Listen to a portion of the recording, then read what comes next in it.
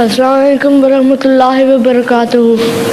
وعلیکم السلام ورحمۃ اللہ وبرکاتہ۔ پیارے حضور، اللہ تعالیٰ نے جب بنی اسرائیل پر اتنے احسانات کیے ہوئے تھے تو پھر ان کے منہ سے یہ الفاظ کیوں نکلے تھے؟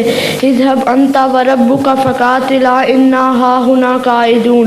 تو اور تیرا رب جاؤ اور دشمن سے جنگ کرتے پھرو، ہم تو یہیں بیٹھے ہیں۔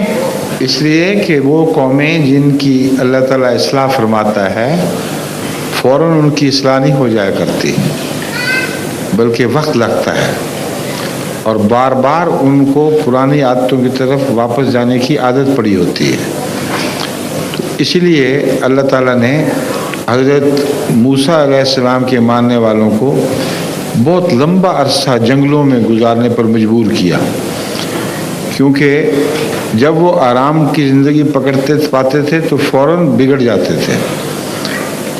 بس تربیت کی کمی نہیں، اپنی پرانی گندی عادتوں کی وجہ سے ان کی اصلاح مشکل تھی۔ اس کی وجہ یہ ہے کہ یہ وہ لوگ تھے جو سینکڑوں سال تک فرعون نے مصر کے فرعونوں کے ماتحت نہایت گندی زندگی بسر کر رہے تھے۔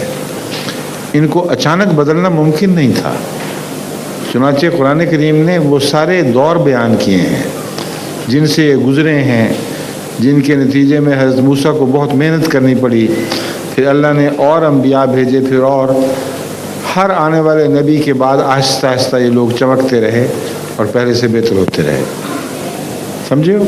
یہاں تک کہ پھر تنزل کا دور شروع ہو گیا، پھر ان کی واپسی شروع ہو گئی۔